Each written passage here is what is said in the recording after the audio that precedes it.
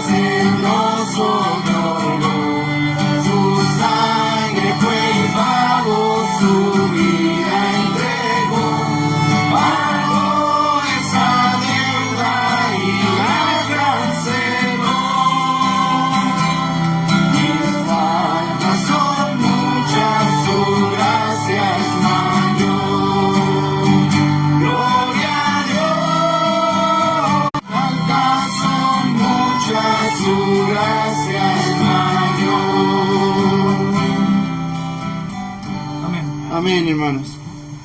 Sigámonos gozando con la palabra del Señor, hermanos. Es mi rol.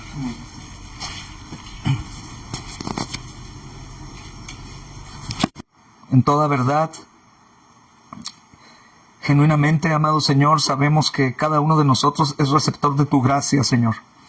Aún los incrédulos, amado Señor, pueden decir que han disfrutado de tu gracia, una gracia común, Señor, pero ellos pueden decir, Señor, que no han recibido justamente sino bendiciones. Han recibido, Señor amado, regalos inmerecidos una y otra vez. Y tu pueblo, Señor, clamamos, Señor, agradecidos por esa gracia que nos diste por medio de Cristo a un precio tan alto, Señor. Ahora que nos recordabas, Señor, lo que nosotros podemos, Señor, ver, poco lo que podemos apreciar y poco lo que podemos agradecer y dar. Aún, Señor, tenemos temores de entregar nuestra vida a tu obra. Aún, amado Señor, podemos cerrar tu palabra, la oración, dejarla a un lado, Señor, no estimar la comunión y el servicio. Señor, cuántas cosas tú sabes, solamente por el hambre que tú has puesto en nosotros de ella, Señor. Sabemos que no volverá vacía, continuará haciendo la obra en cada uno de nosotros, Señor, pero concédenos, Señor, paz y concédenos, Señor, atención y concédenos deseo de ser tierra fértil para que la semilla se plante, Señor, y dé mucho fruto. Damos gracias, Señor, nuevamente por tu bondad para con esta congregación, tu amor y todo lo que nos has concedido ver, Señor, de la obra de Cristo.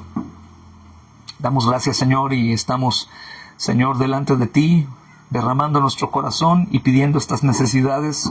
En el versículo 5 al 7, hermanos, del 5 al 7, para así poder estudiar. Pero vamos a leer para entrar en el contexto que es prácticamente el mismo, hermanos, de lo que hemos estado hablando a partir del versículo 1.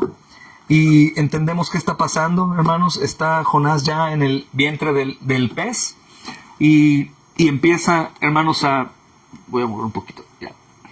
Y empieza, hermanos, a presentar su necesidad a Dios de una manera más apropiada.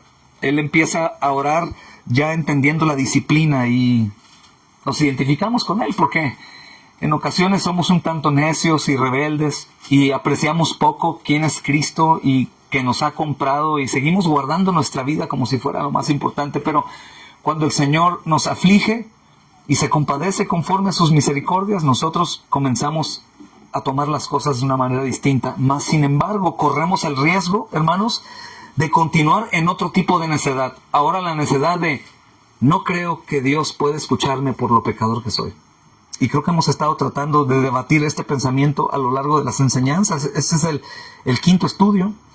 Y, hermanos, vamos a leer la escritura a partir del versículo 1 del capítulo 2. El título ahí es la oración de Jonás. Hasta ahora, hermanos.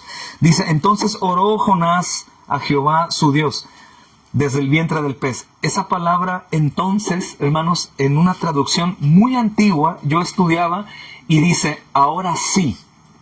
Es que interesante. Ahora sí. Y tiene, por supuesto, sentido la palabra entonces. No habla solamente de el tiempo que transcurrió hasta llegar ese momento, sino más bien tiene la intención de que entendamos ahora sí Jonás puso su atención en orar a Dios. Pero la tierra echó sus cerrojos sobre mí para siempre, mas tú sacaste mi vida de la sepultura, oh Jehová, Dios mío. Cuando mi alma desfallecía en mí, me acordé de Jehová, y mi oración llegó hasta ti en su santo templo. Amén. Hermanos, si notamos bien, y el Señor nos da gracia para entender esto, mira cómo Jonás ya está asegurando su muerte, hermanos, en su condición, pero a la vez Jonás está haciendo la declaración de fe que todo creyente debe hacer. A pesar de estar muerto, tú estás y me has escuchado. Hermanos, señalando a Cristo, algunos creemos que en realidad el Padre no escuchó a Cristo cuando oró. En algún momento en mi vida yo pensé eso, que Cristo había sido abandonado totalmente, y aunque leemos en algunas traducciones, Él dice, invoqué en mi angustia a Jehová y Él me oyó. También Cristo, Jesús, hermanos, invocó al Padre y el Padre sin duda lo oyó. Lo estuvo oyendo todo el tiempo. Mas sin embargo Jonás ya no está diciendo me oyó y me rescató. Porque Jonás no está contando la historia una vez que fue rescatado, sino, hermanos, nos está narrando lo que está pasando dentro del vientre del pez. Y él ahora, como dice, entonces después de esta dura disciplina por el juicio de Dios, él ahora sí invoca en su angustia. Y el Señor lo oye. Es una declaración de Jonás ahora diferente a la anterior. Una declaración práctica, hermanos, que él dice... Dios no se da cuenta, puedo huir de Él. Dios no va a saber a dónde voy a huir de Él.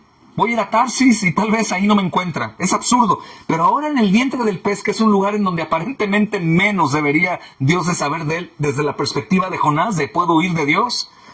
Hermanos, Él dice, invoqué y Él me oyó. Había fe en Jonás, hermanos, pero había mucha necedad. Y dice, desde el seno de la muerte, del lugar de la muerte, no del infierno. El Seol, recuerda, no siempre quiere decir infierno.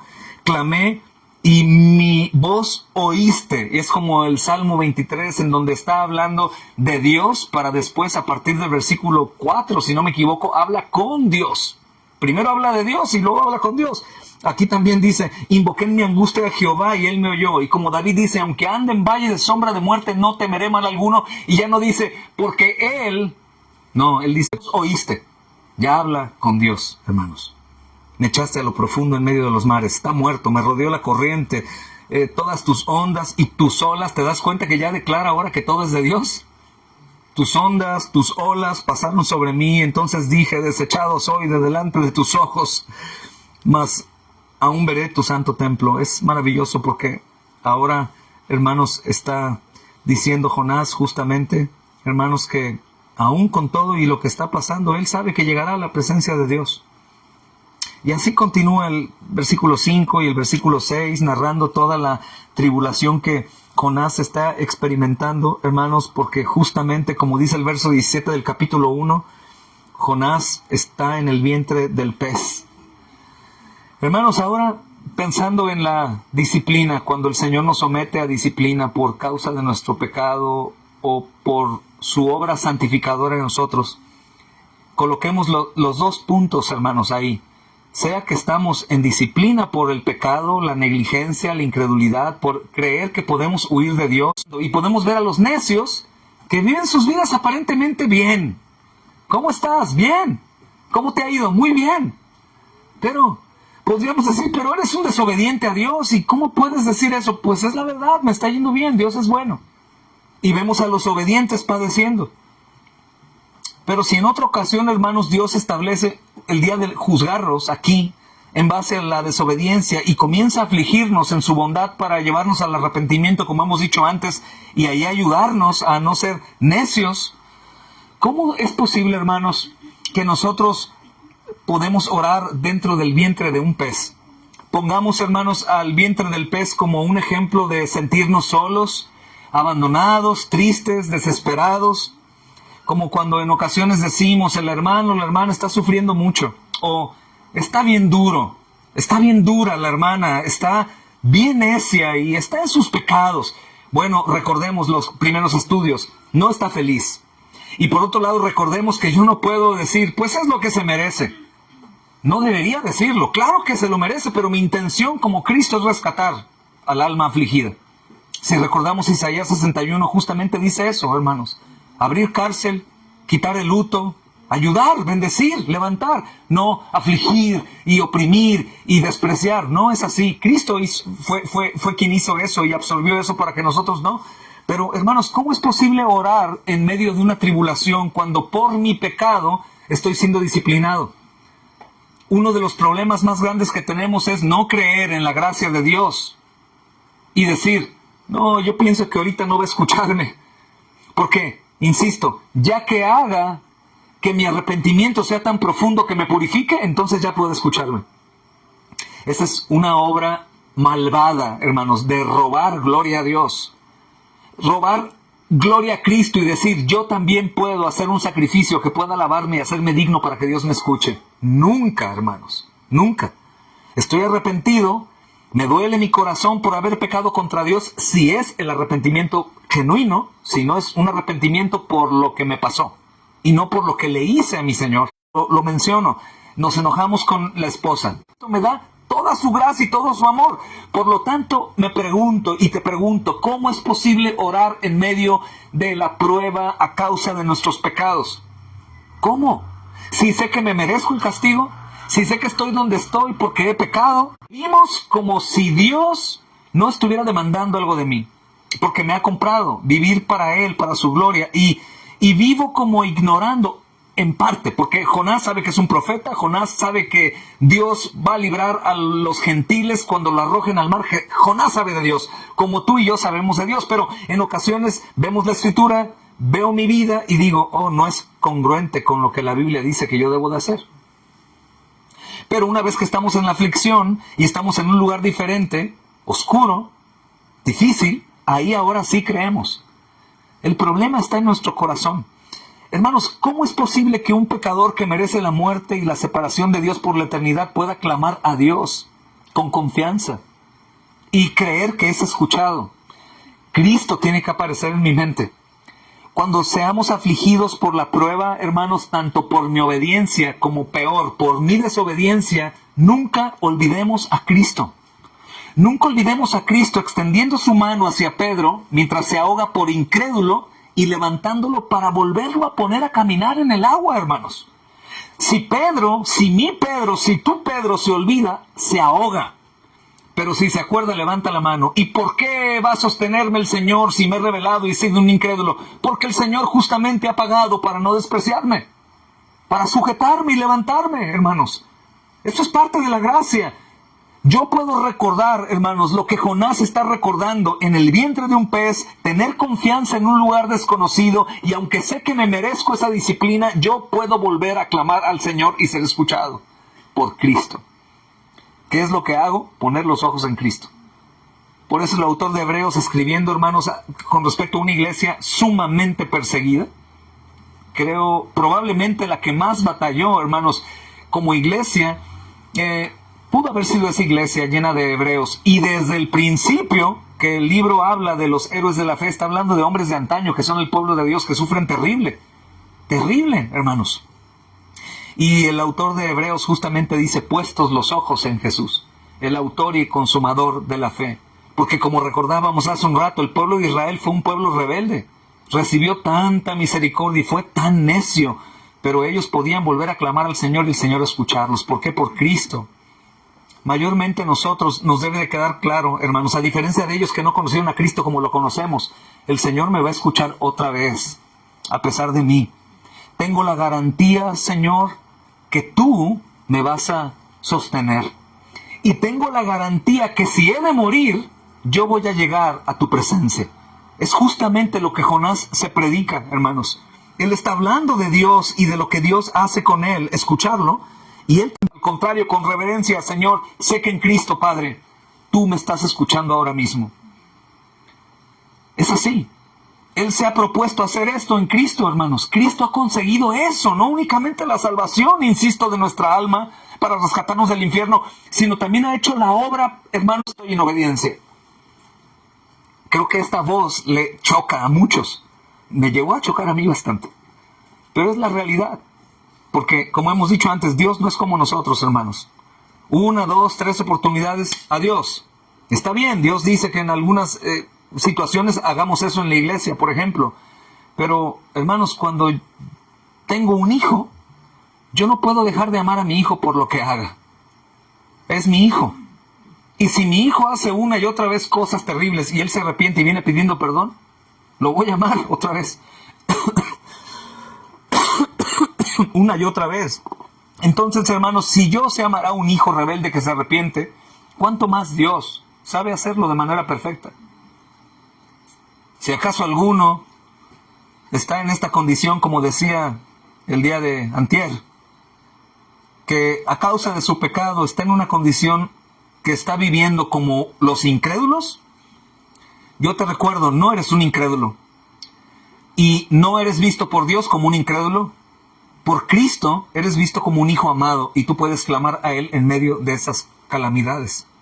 Y si aún, hermanos, el Señor tiene a bien en su propósito afligirnos de tal forma que vayamos a morir, o que pensemos que vamos a morir, yo puedo decir, Señor, si muero, voy a ir a tu presencia.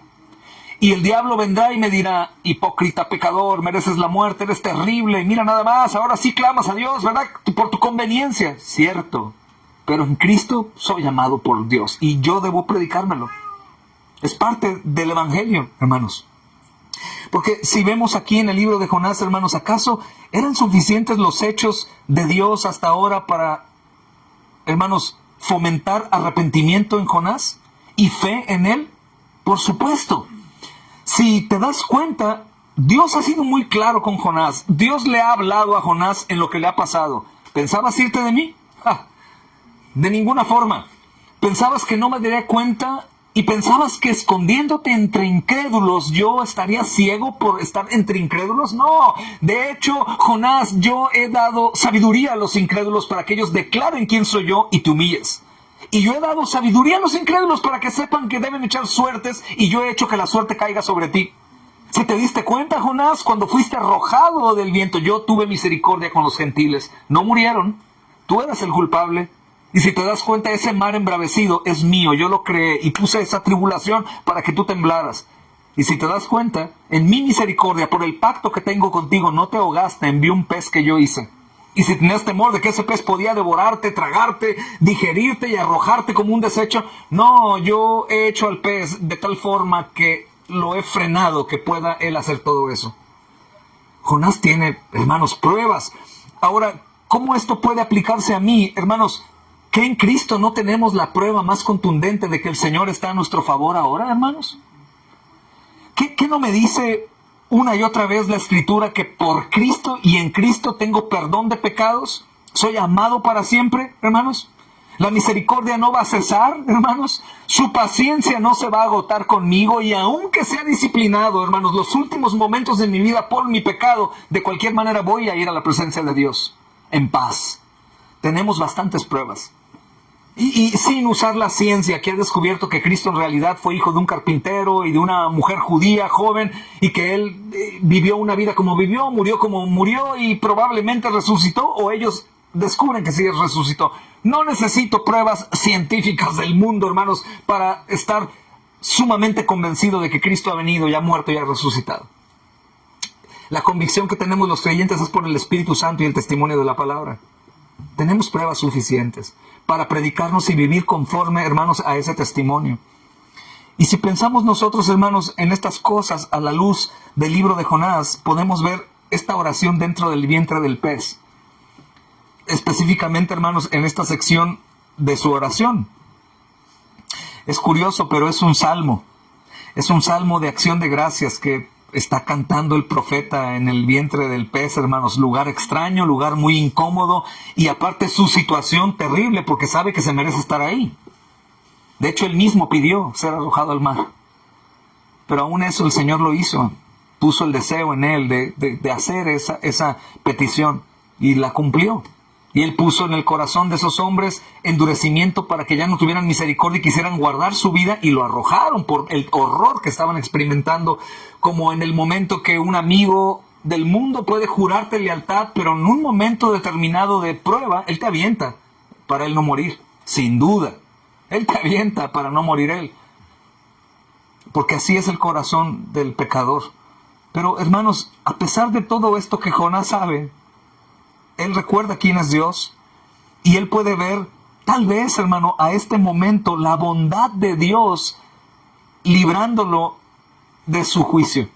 Tal vez Jonás ahora puede entender: oh Dios, libraste a estos hombres, el mar se calmó en cuanto yo toqué el agua antes de que el pez me tragara, y esos hombres ya no murieron. ¿Tienes misericordia aún con los gentiles? Probablemente Jonás en ese momento dice: si tienes misericordia con ellos, ¿cuánto más conmigo? No lo sé, hermanos. Pero ahí Jonás está levantando este canto. Y todo esto, hermanos, por supuesto que está señalando el cumplimiento del propósito eterno de Dios. El mostrar el pacto que tiene Dios con su pueblo, hermanos. Y creo que es desconocido en parte por el profeta.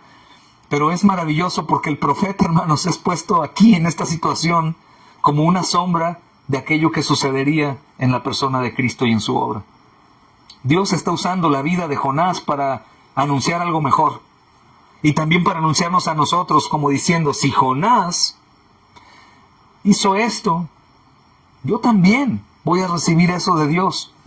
Es increíble, hermanos, porque Jonás no llevó un castigo eterno. Jonás no murió, hermanos, para salvar de la condenación del infierno por nadie. Jonás, hermanos, sufrió para que estos hombres no murieran en ese momento, pero sin duda murieron. Y si no fueron salvados, si es arrojado, hermanos, al Hades, habiendo muerto por nuestros pecados y para salvarnos de la condenación eterna. Y aún, como hemos estado diciendo una y otra vez, hermanos, aún para salvarnos cuando nosotros merecemos no ser salvados. Y no únicamente al principio, sino después. Me refiero, me salvó al principio estando muerto en delitos y pecados, pero ahora que vivo y continúo viviendo como si no me hubiera salvado, aún Cristo continúa haciendo la obra de salvación en nosotros. Yo inocente. Y la muerte no lo soportó, porque no tenía que demandar. La paga del pecado es muerte. Justamente Él pagó el pecado en la cruz del Calvario. Si bien murió, resucitó porque no había que demandarle a Él absolutamente nada en sí mismo. Hermanos, y así como decíamos antes, Jonás está 3 días ahí, y Cristo está también 3 días ahí, hermanos. Y aunque este hombre, Jonás, hermanos, que nos representa en gran manera también, no se da cuenta de lo que Dios está haciendo y haría con su vida, ahora, hermanos, que es salvado de la muerte en un momento más, con mucho gozo, pues elevará una y otra vez sin duda esta oración al Señor. Aunque, como veíamos antes, hermanos, tal vez está él en unas verdades de Dios, y aseguro que estaré en la presencia de Dios porque tengo absoluta certeza de que Cristo ha hecho su obra. Y cuando peques, y cuando peque, tengo que cantar de esa forma la victoria, no derrota. El pecado, hermanos, no tiene más poder sobre nosotros para condenarnos. El pecado fue vencido y yo puedo luchar con las verdades gloriosas del Señor en contra del pecado y salir de esa condición. Hermanos, en pocas palabras, cristiano, no tienes por qué seguir viviendo hundido en tu pecado, ni tampoco condenado por tu pecado. Porque una vez más lo digo, hermano, tu aflicción no limpiará tu pecado. Tu aflicción va a santificarte, pero no limpiar tu pecado. La sangre de Cristo nos limpia de todo pecado, dice la Escritura. Es la sangre de Cristo.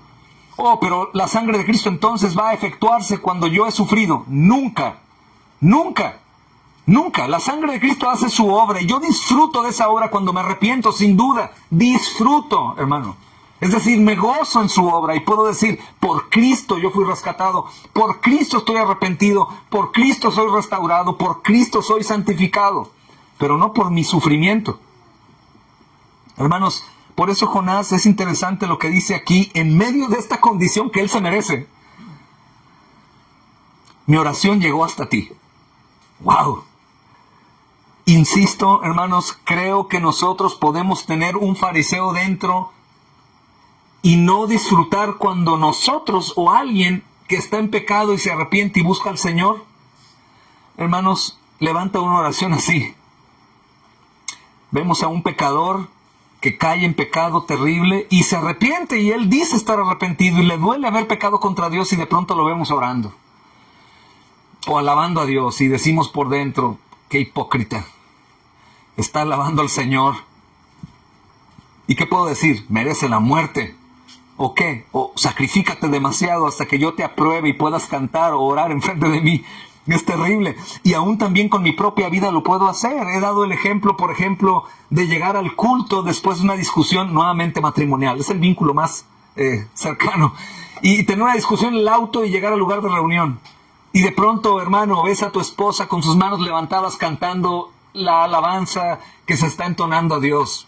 Y tú enojado porque ella ha pecado contra ti, volteas y la ves y dices, qué mujer tan hipócrita, sin vergüenza, viene pecando en contra de mí y ahora está alabando a Dios. Y yo no sé si ella ya llegó compungida delante del Señor y vio la cruz que normalmente tenemos en nuestros lugares de reunión y dijo, oh Señor, y yo pecando contra ti, perdón. Ella no debe, hermanos, primero ir a mí a pedirme perdón. Ella tiene que ir primero a pedir perdón a Dios. Y está alabando ahí. Y probablemente después de la alabanza voltea y le dice, ¿me perdonas? Sin duda, amor, te perdono, está bien, no hay problema. Y ella está alabando, pero tal vez yo me molesto por verla clamando a Dios con gozo. Hermanos, esto en realidad es algo que sucede una y otra vez en mi vida y en tu vida, y también puede suceder, hermanos, en nuestra propia experiencia como pecadores, no sentirnos dignos. Ciertamente, hermanos, no somos dignos, pero en Cristo hemos sido hechos participantes de su dignidad. Y nosotros podemos clamar al Señor arrepentidos y en ese momento, hermanos, decir al Señor, mi oración ha llegado hasta ti. Tengo gozo, Señor.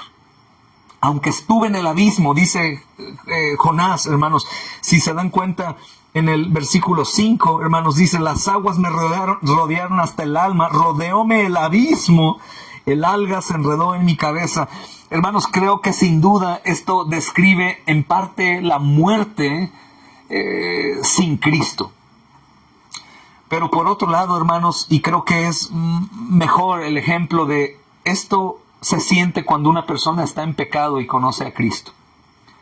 Cuando el pecado es percibido por mí como lo que es, pecar contra el Señor, y cuando recuerdo que Cristo justamente padeció todas estas cosas, pero eternamente hablando, y me duele mi corazón y digo, Señor, y tú moriste por mí, yo en necedad y en pecado y en incredulidad y en rebeldía, me siento terrible, me siento morir, o como han dicho algunos santos, mátame mejor en lugar de seguir pecando como peco. No quiero pecar contra ti, Señor, líbrame de la rebelión de mi corazón y de mi vida tan tibia, tan terrible, como si tú no hubieras muerto, Señor. Es terrible. Cuando un pecador, hermanos, que está firme en Cristo y peca, y de pronto olvida que Dios lo ama por medio de Cristo, inmutablemente, sin cambio, puede tener este problema. Puede tener este problema y puede olvidar justamente esto, hermanos. Y creo que es la intención del Espíritu Santo que nosotros estudiamos el libro de Jonás. Porque en lugar de olvidarnos, hermanos, del pacto del Señor con nosotros, debemos recordárnoslo una y otra vez. Está bien, me siento terrible. Me siento como Jonás, hermano, aquí. Dice el versículo 5, con las aguas rodeándome hasta el alma, sintiéndome como rodeado por el abismo. El alga se enreda en mi cabeza como atorándome, ya no en mi pie, que no puedo salir a la superficie, sino en mi cabeza. No puedo ni levantar la cabeza y descender a los cimientos de los montes, hasta el fondo, hermanos, del mar. Y estar ahí terrible, como sin esperanza, como sin Dios. Pero hay una palabra aquí, hermanos, que debo de ver, porque, hermanos, es como, aunque estoy ahí, y aunque estoy sintiéndome así, mi oración llegó a ti. Aunque descendí al abismo, aunque estoy en un lugar profundo, terrible, aunque aún ese padecimiento me ha llevado a olvidar, como cuando eres noqueado, o te pegas un golpe fuerte en la cabeza y pierdes el sentido y ya no tienes como conocimiento pleno de la realidad, sino estás soñando y después te levantas y dices, sentí como que vi una luz, o vi todo negro y pensaba, los escuchaba, pero no podía reaccionar. Algo así puede suceder en mi pecado, pero siempre está esa luz de esperanza de que Cristo está, hermanos, ahí. Aunque yo me sienta agonizando, aunque yo me sienta al borde de la muerte, aunque yo tenga el agua en el cuello, literalmente fue eso, hermanos, oré y tú me escuchas. Y con esto, hermano, me queda tanto gozo, porque esta condición desesperada de Jonás, hermanos, es una condición que también nosotros vamos a experimentar. Sin duda Cristo la experimentó de forma terrible. Elí, Elí, lama sabactani. Y el Padre callado. Ahí. Y como he dicho antes, peor de lo que nos imaginamos, porque un hijo podría clamar, papá, ayúdame, y el papá no está. Pero cuando Cristo clamaba, el Padre estaba ahí. Y el hijo no. Es como si vemos que están matando a mi hijo y yo estoy viendo cómo lo matan. Papá, ayúdame, papi, ayúdame. Y yo estoy ahí. Tengo el poder, tengo el amor, tengo la capacidad, tengo todo para rescatarlo, pero no lo rescato. Estoy viendo su muerte. El sentimiento del hijo, ¿cuál creen que sea? Viendo a su padre, que lo están matando, y su padre está solamente viendo. Ahora, imaginen, ¿cuál sería el sentimiento del hijo si lo están matando y aparte el padre llega y empieza a pisarlo, a su propio hijo? Esta es la experiencia de Cristo, abatido por Dios, hasta lo sumo, en nuestro lugar, porque así es el pecado para con Dios, y así tenía que ser pagado, pero también hay un propósito, para que yo no tenga duda, hermanos, que aunque me sienta terrible, Dios me escucha, por Cristo. Si yo pienso lo contrario, estoy diciendo tu obra no fue completa. Si estás en tus pecados y crees que no puedes retornar, estás predicando un evangelio falso. Porque es como si dijeras la salvación se pierde. No, mi amado, te compró para siempre, pero mi pecado, Cristo pagó por él. Y eso, en lugar de producir como un cierto gozo negligente, va a producir arrepentimiento. Es como, hermanos, el ladrón que mencionaba yo ayer, y de pronto él sabe que te robó, obviamente, pero tú le dices, sé que me robaste, pero pásate, vente, te invito a comer otra vez. ¿Cuál crees que sea el sentimiento de ese ladrón si está en su pleno juicio? Vergüenza, asombro, y muy seguramente dirá, perdóname, nunca lo vuelvo a hacer. Hermanos, ¿cuál es mi pensamiento cuando sé que a pesar de mi pecado, y a pesar de que merezco esa disciplina, Dios me dice, pero estoy ahí para rescatarte? De hecho, yo he producido esto en ti porque tu necedad era tal que tú necesitabas este nivel de disciplina. Pero no es para arruinarte tu vida, es para que disfrutes de la vida en abundancia que yo te he dado. Levántate. Qué alegría saber esta noche, hermanos, que a pesar de nuestra maldad, nuestro pecado, nuestra rebelión y no vivir vidas fieles al Señor, el Señor está con su mano extendida para que yo la sujete con fuerza y le diga, levántame de esta pesadilla, Señor, porque ciertamente estoy viviendo de forma terrible. Aún el pecado me puede hacer llevar que estoy viviendo una vida santa y por eso estoy sufriendo, cuando en la realidad no estoy sufriendo por la vida santa, estoy sufriendo por mi pecado. Y no estoy disfrutando de él por mi pecado. Y me siento mal por mi pecado, pero aún así el Señor en su bondad, hermanos, me está incitando a orar a él. Porque sin duda, hermanos, algo que es glorioso, si Jonás oró en ese momento, ¿saben por qué es? Porque Dios puso en él el deseo de orar. Así como hizo al pez, hizo a Jonás. Y así como ese pez devorador no se comió y digirió a Jonás, asimismo también, hermanos, ese Dios que nos hizo pone en nosotros, aún en la calamidad y en la oscuridad, el deseo de clamar a Él, para que en todo Él lleve la gloria. Así que, hermanos, las aflicciones que vienen a nuestra vida, puede que nos hagan, hermanos, sentir lo peor, pero escucha, aunque sienta que no puedo respirar y que merezco eso y aún me estoy autoflagegando y tal vez tengo solo un grillete en mi pie, pero yo me encadeno a todo mi cuerpo y hago peor las cosas, hermanos, aún ahí, aunque sienta que mi vida está perdiéndose, hermanos, yo estoy clamando al Señor y el Señor me escucha y Él me responde, por Cristo y solo para los que están en Cristo. ¿Clamas o no clamas? ¿Pides o no pides? ¿Dices como Jonás, hermano, aquí desde el seno del Seol clamé y mi voz oíste? ¿O tú me desechaste, me has despreciado, ya no hay nada para mí? Porque ciertamente vendrán unas declaraciones aquí, hermanos, como dice el versículo 4. Entonces dije, desechado soy de delante de tus ojos. Es otro sentido, porque primero declaró que es escuchado por Dios.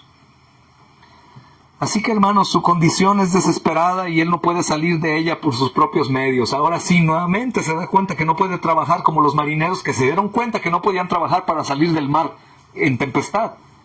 Él ya deja claro, mi condición es tan terrible que no puedo salir por mis propios medios. ¿Y qué creen que suceda cuando un alma que fue comprada por Cristo se da cuenta que no puede solucionar sus propios problemas? ¿Qué creen que pasa? ¿Qué pasa cuando tu coche es volcado en una carretera y está a punto de incendiarse, la gasolina está derramándose y tienes allá a tus hijos, a tu esposa, a tu esposo, desmayados todos y a punto de incendiar su auto? Y ves una pequeña luz arriba, unos 10 metros, 12 metros, y gente pasar. ¿Qué haces? ¿Te quedas callado? ¿Ya no puedes salir de ahí? ¿Estás atorado? ¿Ya perdiste la esperanza en tu propia fuerza? ¿Qué vas a hacer? ¿Morir? Clamas. ¿Y cómo clamas? Sin vergüenza. ¡Ayúdenme! ¡Ayúdenme! Lo mismo hace el Señor cuando nos oprime, hermanos. Nos deja absolutamente invalidados de cualquier mérito que yo crea que puedo lograr. Me deja desarmado para darme cuenta que yo no puedo hacer absolutamente nada. Y el propósito de esta aflicción que Él permite es que yo clame a Él. ¿Y cuál es el resultado de clamar? En mi angustia clamé al Señor y Él me oyó, dice la porción B del versículo 2. Esta angustia, ¿por qué llegó? Sin duda por mi pecado, pero ¿quién me disciplinó? Dios.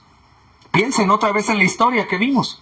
Dios hizo todo para que yo pudiera ir al arrepentimiento y en mi dolor clamar al Señor. En esas profundidades sin esperanza, como Jonás, mira lo que dice allá adelante, rodeóme el abismo. O otra traducción, lenguaje actual, dice, me envolvió la oscuridad de las tinieblas.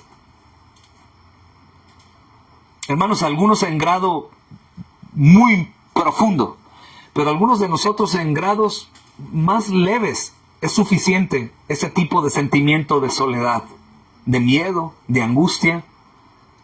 Y aunque tal vez no esté en un pecado grave, un hecho grave, de cualquier manera me es suficiente para cometer un pecado. Incredulidad.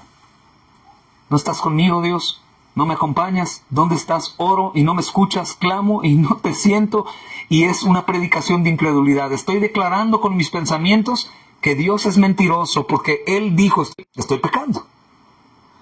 Así que, hermanos, es lo que Jonás tuvo que experimentar a causa del pecado. Y aunque no dice, hermanos, cómo es que en realidad él está por dentro, lo que él está viendo y el sentimiento que él está experimentando es este, hermanos. Y obviamente nosotros conocemos la causa del pecado de Jonás. Jonás no está diciendo, esta fue la causa de mi pecado. Nosotros podemos ver la historia y decir, incrédulo rebelde. Dios te dijo, levántate, y sí, te levantaste, pero te levantaste para huir. Jonás no dice, porque yo no te hice caso. No, parece que él no se da cuenta cuál es el problema que ha detonado todo esto. Hermanos, esta es la triste realidad del pecado. Nos engaña al punto que puedo olvidar cuál fue la raíz de mi pecado. Un ejemplo nuevamente. Me engaña pensando que mi pecado de maldecir es por la culpa de otro. Es que él me maldijo primero, él me pegó primero, él me hizo primero. Sí, pero el Señor te dice, bendice al que te maldice, ama al que no te ama, perdona a aquel que te ofende, dale el doble al que te roba. Mi esposa nuevamente es una gran ayuda idónea para mí y me hacía mención de eso. ¿Cómo en realidad somos tan necios, hermanos? Cuando tú investigas cómo el Señor Jesús te da órdenes que parecen ilógicas, ama al que no te ama, bendice al que no te bendice, dale al que te roba. ¿Por qué creen que nos manda a despojarnos de nuestro propio yo? Porque en Cristo hemos recibido todo, hermanos. Dale al que te roba, pon la otra mejilla al que te pega, bendice al que te maldice. ¿Por qué, Dios? Porque yo te he dado todo a ti, no te falta nada, tienes todo en mí. Es lo que el Señor nos muestra, todo lo tienes. Si tú aprecias a Cristo, lo demás no importa, quítenme todo, aún la misma vida, quítenmela, porque a fin de cuentas Cristo es mi vida y tengo todo en Cristo Jesús. Pero a veces me aferro más a las cosas temporales y guardo lo mío, guardo mi vida, quiero el juicio para el que me roba, y todo es al revés, porque no confío que Cristo es suficiente. Creo que el pecado de Jonás es eso, creer que él tiene una mejor opción o un mejor propósito, que Dios no es suficiente y que la voluntad de Dios no es tan buena como la de él. Y a veces, hermanos, nos podemos dar cuenta de eso. Una y otra vez, sé lo que debo hacer, sé cómo debo amar, sé cómo debo servir, sé cómo debo andar, pero yo creo que tal vez es muy exagerada la Biblia. Yo creo que la voluntad de Dios no es esa, es esta. Y tengo muchos fundamentos lógicos, hermanos. Tengo muchos medios de escape. Me predico a mí mismo que en realidad es mejor lo que yo pienso, lo que yo hago. Es una locura. Es la locura de Jonás, hermanos. Es la locura de Jonás. ¿Recuerdan lo que dice el Proverbio, capítulo 14, versículo 12? Hay camino que al hombre le parece derecho, pero su fin es camino de muerte. Ahora, si parece camino derecho, ¿por qué es? Porque yo lo veo derecho, pero me parece que es derecho. Al final es camino de muerte. Y tal vez, hermanos, Jonás consideró antes de enfrentarse a esta situación que su rebeldía no iba a tener consecuencias. Tal vez Jonás no lo vio tan mal, hermanos, porque él dijo, bueno, después voy. Nada más tenía un asunto que arreglar en Tarsis, porque no me dice, hermanos, si se iba definitivamente, si nada más dice, huyó de Dios, de la presencia de Dios, quiso huir de esa responsabilidad. Pero tal vez Jonás dijo, voy a ir después. Lo voy a hacer mañana. De arrepentimiento y fe a los ninivitas en el tiempo de Dios. Él dijo, hoy no, mañana. No pasa nada, pero él olvidó algo, hermanos. Cuando Dios dice, ahora, es ahora. Cuando Dios dice, ya, hoy es el día de arrepentimiento, hoy es el día de salvación, es ya, es ya. Y el hombre dice, mañana me arrepiento. Dios dice, necio, esta misma noche reclamo tu alma. Ese es nuestro gran problema, hermanos, creer que no hay consecuencias, creer que puedo convencer a Dios de algo mejor, creer que voy a poder vivir mi vida como yo quiera, aún, obviamente, en mi sabiduría, ligado a Dios, ¿no? Lo llevo conmigo a todos mis planes. No es así, hermanos. Jonás está cometiendo un pecado que nosotros cometemos una y otra vez. Y Dios lo tuvo que afligir para que Jonás dijera, ay, Señor, perdón, lo olvidé. No sé, hermanos, creo que es tan maravilloso este libro y no siento lástima por no poderlo meditar. Esperemos que podamos enseñarlo completo, porque creo que es una de las bendiciones más grandes que tenemos aquí, porque como dije antes, este es un profeta único, es un libro único y es alguien que no es digno de imitar, es un antihéroe, como te decía ayer. Es alguien que es un maestro para no hacer lo que él hizo. Hermanos, ese engaño de Jonás es el engaño del pecado que nos ciega. Es el pecado que nos hace creer que podemos alejarnos de Dios y estar bien. Que podemos hacer una semi-voluntad de Dios. Una parte, pero no todo. Que podemos violar el pacto de nuestro Dios cuando recordamos, hermanos, nuestro pecado y pecamos hoy y pecamos mañana y sí nos arrepentimos por gracia de Dios, pero no confiamos que Él nos perdone. Es predicarnos otro pacto. Y claro que es incomprensible. ¿Cómo es que merezco muerte y Él me perdona? ¿Cómo? ¿Cómo es que Dios es justo y yo he pecado y Él va a perdonarme? ¿Cómo? He pecado, hermano. Tantas veces he cometido lo mismo. Yo pienso que no soy salvo. Dime por qué piensas que no eres salvo. ¿Por tus obras? Yo te digo, no es por obras. Es por gracia, por medio de la fe, es por la obra de Cristo. Entonces es el problema nuestro, hermanos. Tal vez también el problema, como Jonás, hermanos, es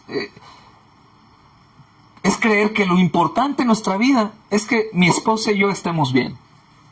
De que tú estés bien. Mientras estemos bien nosotros y alcancemos lo que deseamos sin importar que esto nos está alejando de Dios, no hay ningún problema. Es un terrible engaño, hermanos, porque solamente nos conduce de mal en peor. Y aún nos puede conducir a la muerte física. Y sin duda, si somos creyentes, no me va a conducir al infierno, porque Cristo pagó el infierno por mí. Pero sin duda, hermano, me va a llevar a la muerte y voy a llegar con las manos vacías. Y no como la encomienda que Dios me dio en Cristo para yo hacer cosas y que me apruebe, sino porque Él nos ha dicho cosas más grandes que las que yo he hecho harán. Hagan tesoros en la tierra. En el cielo, no en la tierra. Y estar ahí. Pues gracias por la salvación, Señor. Gracias. Y ahí. Cuando tenemos dones, todos diferentes, tenemos gracia, hay, hermanos, una verdad. Dios mismo, en la persona del Espíritu Santo, está entre nosotros. Somos la iglesia del Dios viviente, columna y baluarte de la verdad. Tenemos el Evangelio, hermanos. Si creemos, podemos hacer tantas cosas que son sobrenaturales para expansión del reino y el establecimiento, hermanos, de la iglesia firme aquí, para estar empujando las puertas del Hades con todo el poder de Dios.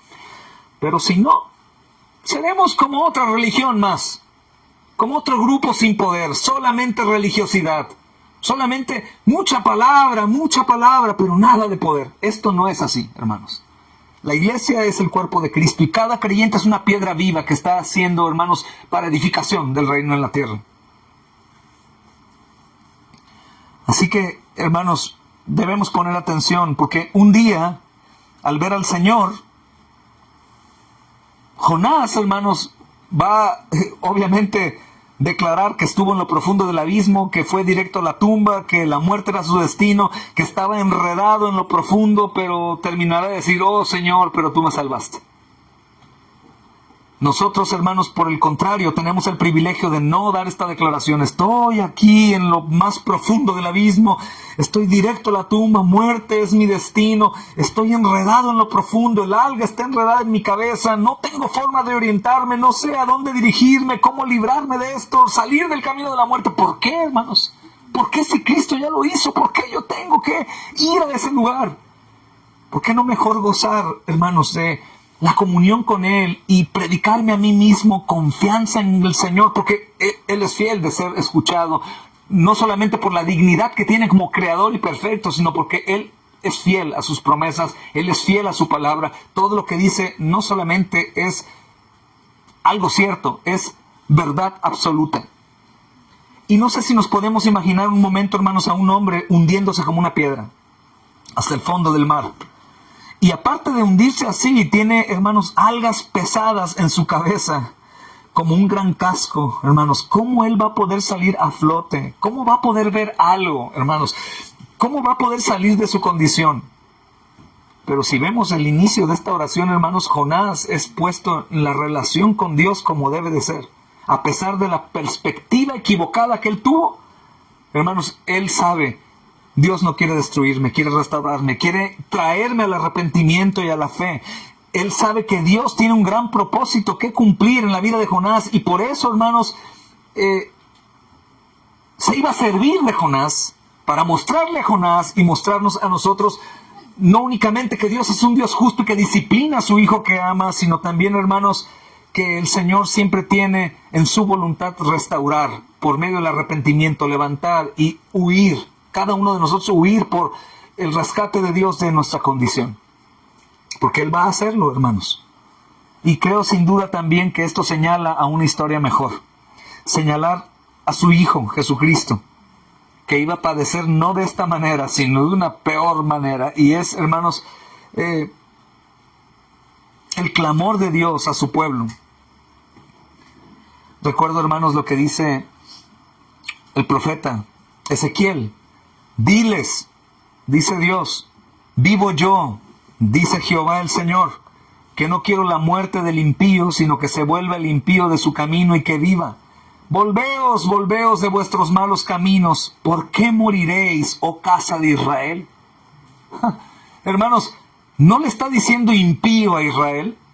Está diciéndole a Israel, si yo no quiero la muerte del impío, ¿cómo ustedes no se vuelven de su pecado si son mi pueblo? Y lo mismo nos dice a nosotros, si están viendo ustedes que no quiero la muerte del impío, sino que le estoy dando oxígeno y tiempo para que ellos puedan escuchar y arrepentirse, ¿cómo ustedes pueden dudar de mi amor y de mi buena voluntad para ustedes? Si doy gracia al impío, doy misericordia al impío, doy muestras de amor al impío, ¿qué ustedes no pueden ver todo eso que tengo de forma particular? Nos ama tanto el Señor, hermanos. Es por eso que Dios, hermanos, muestra cómo Él prepara la salvación de Jonás en medio de la condición miserable que no puede cambiar por sí mismo. En el versículo 17 del capítulo 1, hermanos,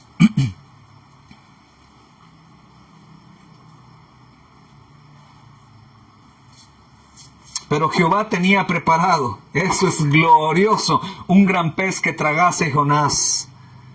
Hermanos, Dios siempre tiene Dios para rescatarme. Es por esto, hermanos, que Dios escucha el clamor angustiado de Jonás, y es por eso que Jonás, hermanos, pudo decir, mi oración llegó a ti. Hermanos, Dios ha preparado salvación en Cristo para cada uno de nosotros. Si la historia de Jonás nos impacta, creo que Jonás estaría impactado de nuestra historia. Porque, hermanos, Cristo fue a la cruz para pagar nuestra deuda de modo que nosotros no perezcamos por nuestro pecado. Cristo fue a la cruz para que nosotros no nos hundamos en la aflicción cuando estamos en debilidad, en miedo, en temor, en persecución, en enfermedad, en pobreza, en soledad. Cristo pagó para que nosotros pudiéramos tener gozo en las calamidades. Cristo pagó para que cuando pecas y cuando peco, de forma inmediata o de forma tardía por mi necedad, yo pueda arrepentirme. Porque si puedo arrepentirme es porque Cristo pagó para que yo pueda arrepentirme y para que yo pueda disfrutar del amor y la gracia de Dios al arrepentirme. Cristo pagó por eso, hermanos. Por eso es hora de clamar al Señor por su misericordia en Cristo, que nos aleje de nuestras maldades, que podamos clamar a Él, hermanos, desde lo más profundo de nuestro ser. Y no lo tienes que hacer público ni en voz alta, lo puedes hacer hoy mismo en tus rodillas, en un lugar escondido donde nadie te vea, y ahí hablar con Dios sin tratar de formular una oración teológicamente correcta, ¿no? Oh Dios, tú Señor, que eres eterno. Señor, te necesito, mira mi condición, veme Señor cómo estoy, ve mi vida Señor, estoy tan terrible, he perdido esperanza, necesito de ti. Y el Señor responde. Sin hacer algo perfecto como lo hacemos cuando públicamente oramos, ¿no? Que aunque podemos orar verdades bíblicas, no estamos pidiendo. Solamente estamos declarando cosas que, por supuesto que, hermanos, no son innecesarias, pero no es la oración. Hay dos cosas que vemos en la oración: acción de gracias y peticiones. La alabanza es otra cosa, hermanos. Declaramos verdades del Señor, pero, hermanos, si rogamos sinceramente por perdón, por restauración, nosotros vamos a poder decir con gozo, aunque estuve en el abismo, mi oración llegó hasta ti. Si eres un pecador sin Cristo, puedes decir también, confiando en Cristo, arrepentido de tu pecado, aunque estaba en el abismo, ya con toda seguridad moriría e iré al infierno. Clamo a ti, Señor, respóndeme. Creo en ti. Tu oración llega. Me sacaste de la sepultura. Tu oración llegó. Y si eres cristiano y tu vida no está conforme a lo que la Biblia dice que el creyente es y cómo puede vivir, tú también puedes decir lo mismo. Me sacaste de esta condición. Me ayudaste, Señor, por tu misericordia. Cristo, eres Eres glorioso, eres digno, Señor. Ahora puedo disfrutar de lo que es la fe genuina. El poder que hay en tu iglesia, Señor. El gozo que ha caracterizado a tu iglesia. La fe que es visible en tu iglesia a lo largo de los siglos. El cristianismo no ha cambiado, Señor. Yo pensé que había cambiado. Veo los cristianos de antaño tan sólidos, tan firmes, tan comprometidos. Y ahora parece que no, las cosas cambiaron. No, cambiamos nosotros, hermanos. Dios sigue siendo el mismo. Que el Señor nos ayude. Vamos a orar, hermanos. Padre, gracias, Señor, por recordarnos estas cosas en tu palabra. Gracias por tu amor. Gracias por tu misericordia y tu gracia. Gracias, amado Señor, por tus santos que están con oídos atentos a tu voz. Pero sobre todo, gracias a ti, Señor, por Cristo, que sin duda, Señor, hoy por Él estás tú hablándonos. Porque seguramente, Señor, no solamente a algunos, a todos nos estás llamando a través de esto. Damos a ti la gloria, Señor, en Cristo Jesús. Amén y amén. Que la paz del Señor sea con todos ustedes, hermanos.